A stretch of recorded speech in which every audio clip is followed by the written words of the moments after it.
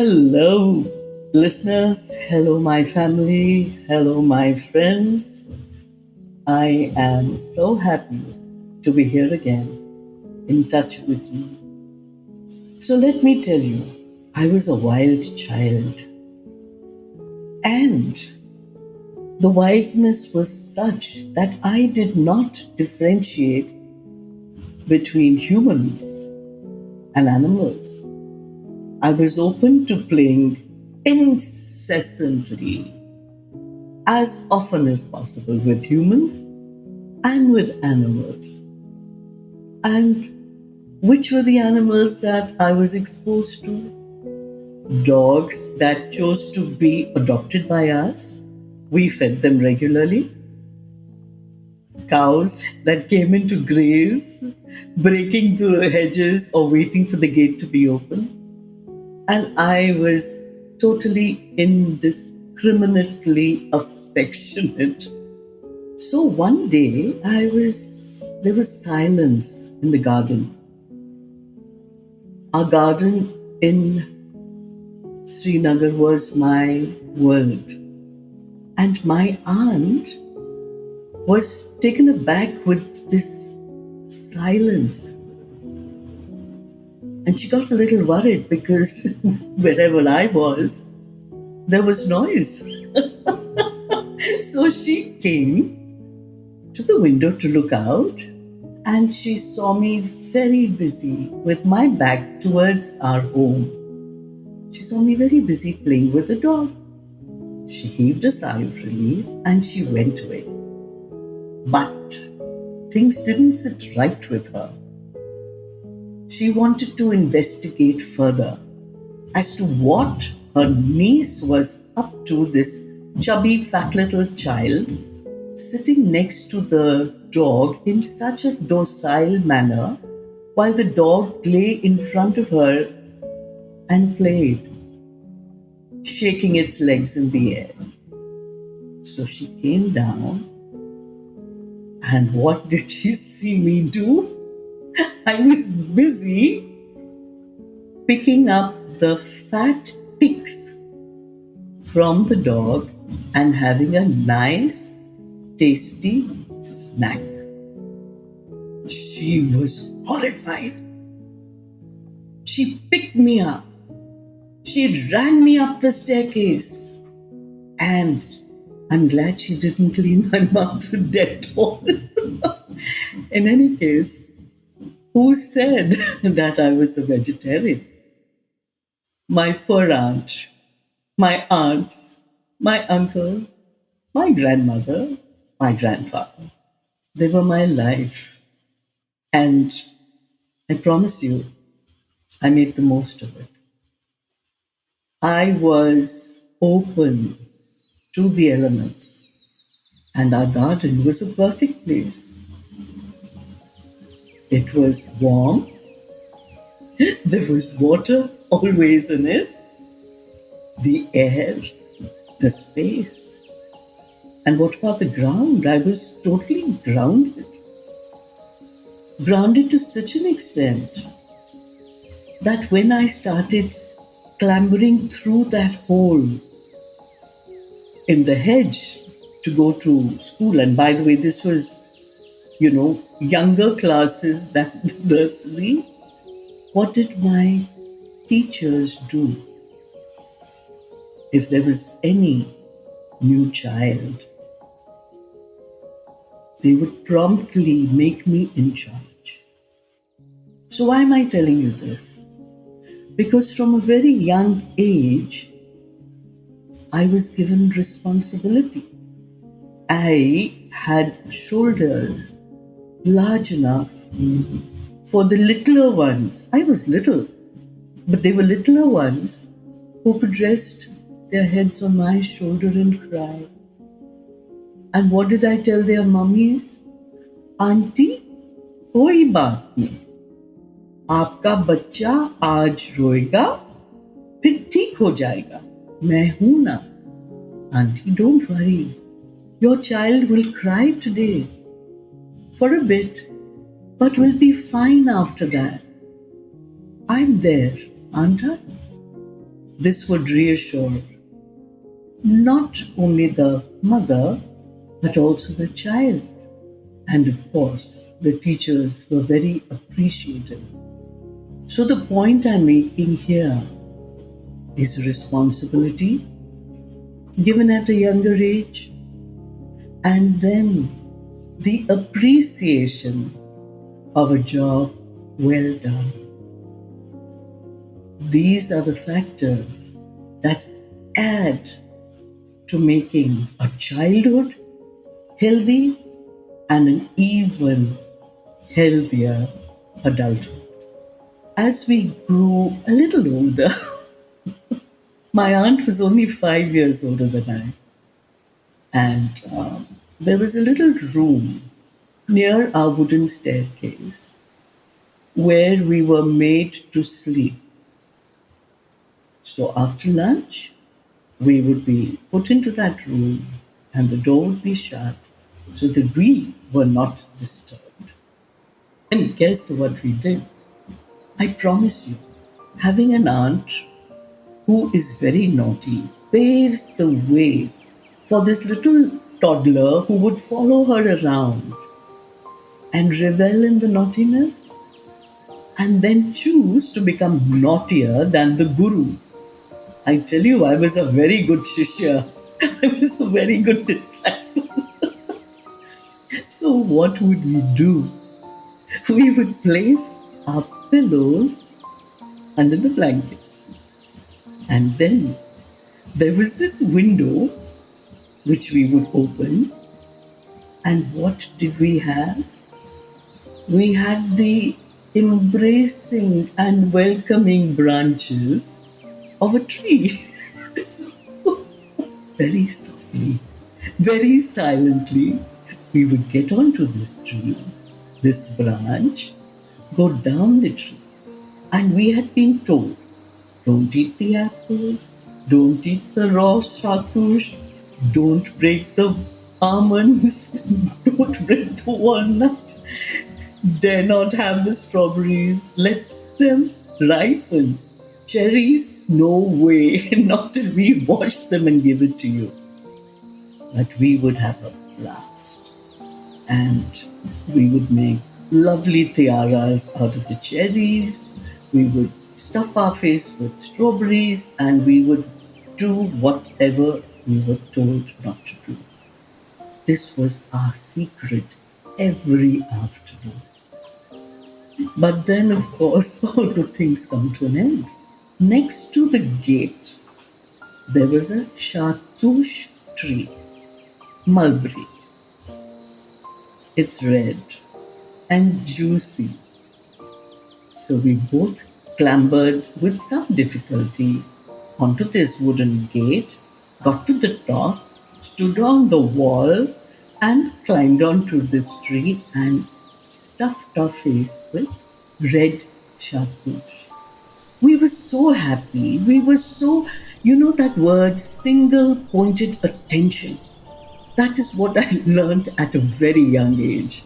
Indirectly, we were so fascinated and focused on the chartreuse that we forgot the time.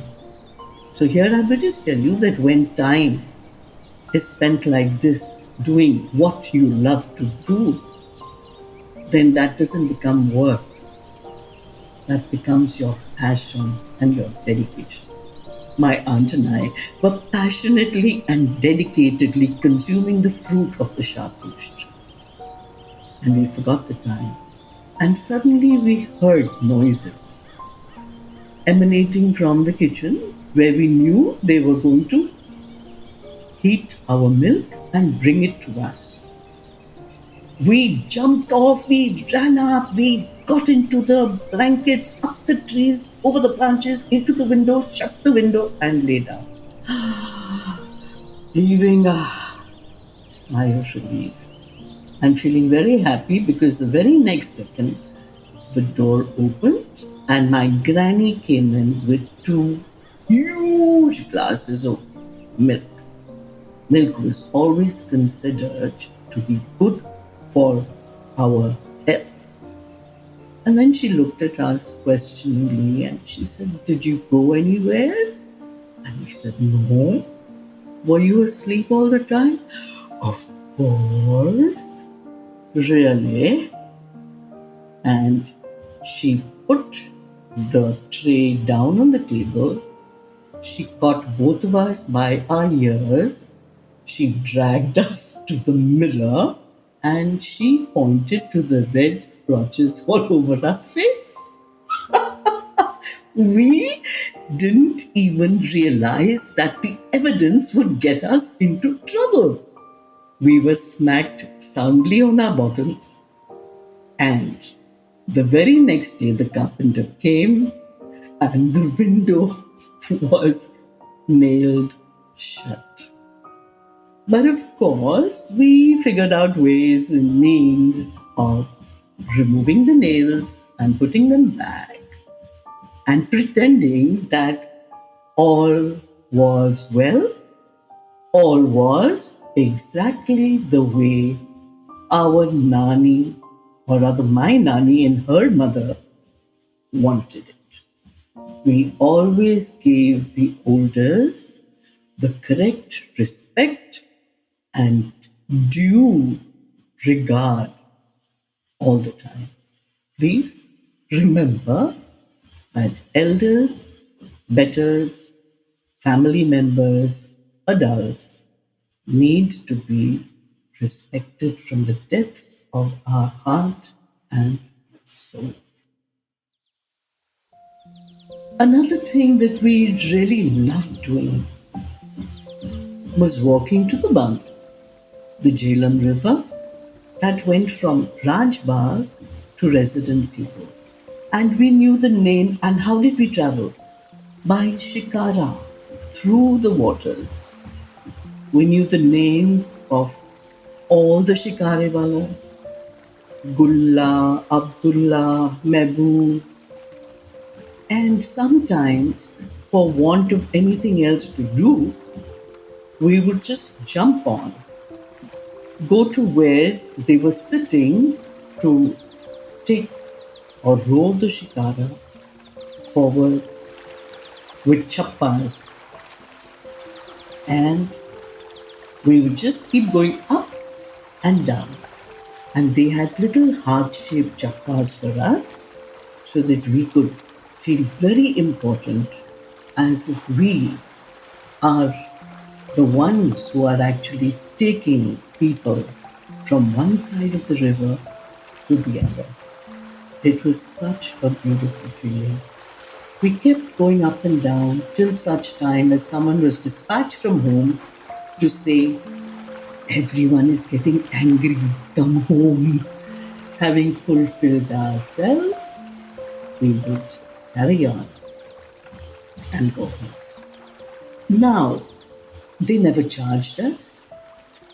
I don't know what they had, some deal with the grandparents or our family, but I can tell you this much, that they respected my grandparents a lot, because anything in our home that was brought for us youngsters was also brought for their children. So it was like our family was huge.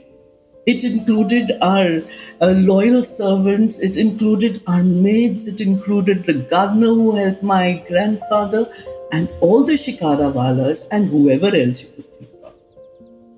I think that is where generosity as a quality was shown to me, not told to me, shown to me by action.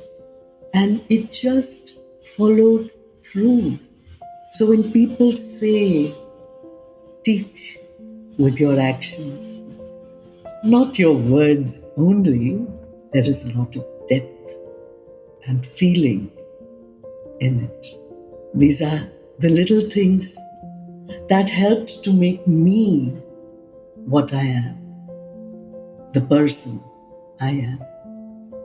And I'm sure these tips to young parents would help in molding their children into wonderful, warm, humane, loving, and compassionate beings. Another thing that happened very early in life, as soon as we became a little older, we used to actually go from Rajbagh to Shankaracharya, the temple. It was on top of a hill. And how did we go? We would run to the Shikara, and then we would find there were a lot of waterways. You see, Srinagar is absolutely connected with waterways. And you have all kinds of houseboats selling stuff, shikaras, selling flowers, vegetables. It's beautiful. So we would just jump into any shikara and then find that there is a houseboat, jump into the houseboat, consume their tea and whatever food they wanted to offer. We were doing this on a daily basis, so everyone knew us. Good for us. At Dal Lake, we would get off, we would run up the hill, pay our respects to this little dark temple, sometimes trip on the rocks, fall, hurt ourselves. But yes, the excitement of the adventure was such that blood, hurts, dust didn't matter at all. We were resilient. We were courageous. We thought that we were the conquerors of the world. And we would just get up and smilingly rush across. And all our goals were completed to the fullest. That sense of achievement, that sense of being empowered started very early in life. For all of us, it was so beautiful. And this garden that I was telling you, the amount of tea parties we've had, and when I say tea parties, I'm talking about our neighborhood. We would actually get not only our dolls married to each other, but even our dogs. We would just wait for an opportunity to party. By the way, that still carries on. I love to party. It doesn't matter if I'm 69. I think even at 96, I'll be partying. So, it would not be like a toy thing. Our parents would come, the other side, somebody's parents would come, and it would be a lavish tea. And everything, all the rites and the rituals for this Gudda and Goody would take place to the best of our ability. And what joy to eat whatever we could lay our hands on. It was so beautiful. There was a sense of camaraderie. There was a sense of belonging. And it never mattered in those days. In fact, it still doesn't. Whether you're a Muslim or a Hindu, we were humans and we loved each other. They're families that we have known for 4 generations, and we go and stay with them. We live with them, and we go and visit everyone. They have a school. I have given talks at the school. For all the children, it doesn't matter. Because the bottom line is, we are one. God doesn't differentiate between us. Why should we? I'm going to tell you a little story. What did I do when my twins could speak? I told them, I said, say the Gayatri Mantra, say Ekunkar Satnam, say La ilaha illallah, say thank you God for the world so sweet. Thank you God for the food we eat. Thank you, God, for the birds that sing. Thank you, God, for everything. And then I tell them, I said, God is your friend. So the fifth thing is, you can say anything to him or her, and you can talk about your day, you can share your joys and sorrows, whatever is the deepest part of you, you can share with God. And they used to do that. Till one fine day, they went to someone's house and they saw this huge, ornate room. We live in Chennai, and they were little kids from school.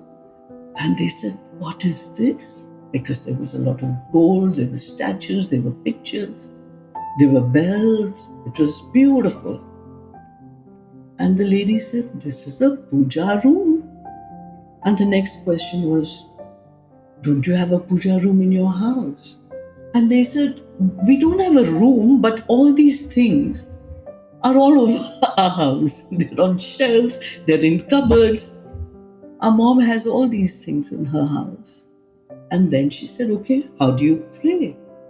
So these two stood up, folded their hands, shut their eyes, and said the Gayatri Mantra, said the Sikh prayer, said the Muslim one, said the Christian one, and then they said, and then we speak to God. So she said, what are you? They had never been asked such a question before in their short life. What are you? They said, what do you mean? She said, are you Hindu?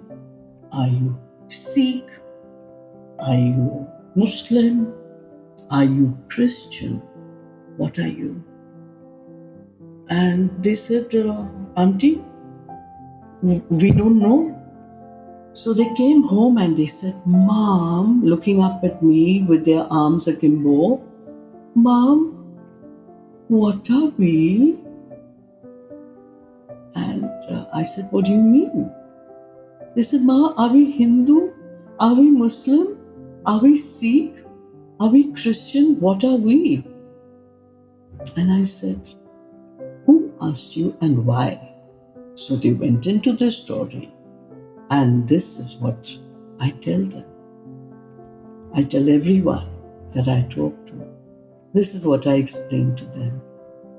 I said, Bachas, these distinctions, these differences are all man-made. Because according to God, we are all one. So if anyone asks you, what are you? You will just say, we are citizens of the world. They understood this. And when they turned 14, I had to take my daughter. I have twins, a boy and a girl. I had to take her to the hospital. And guess what the form said? Religion. I was stumped for a moment. I thought over it and immediately I wrote Indian. Because under Indian, you have Hindu, Muslim, Sikh, Isai, Jew, Parsi, Gujarati, Marathi, everything, Himachali, Assamese, everything. So I wrote Indian. Do you know what my daughter did? She took the pen from my hand. She scratched out the name Indian. I was wondering what she was going to write. And then she wrote, Universal.